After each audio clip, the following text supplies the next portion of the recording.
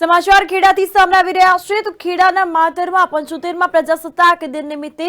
200 મીટરના તિરંગા યાત્રાનું આયોજન કરવામાં આવ્યું હતું। જેમ્સ ઇન્ડિયન પબ્લિક સ્કૂલ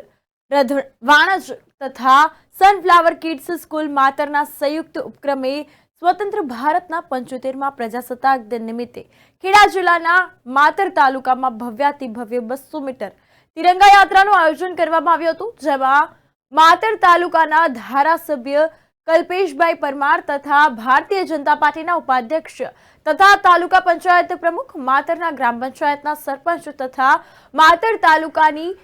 કોર્ટના જજ મેડમ, વકીલ તથા સંસ્થા નડિયાદના ડાયરેક્ટર તથા વેદ હોસ્પિટલ લીંબાસીના ટ્રસ્ટી ઉપસ્થિત રહ્યા હતા।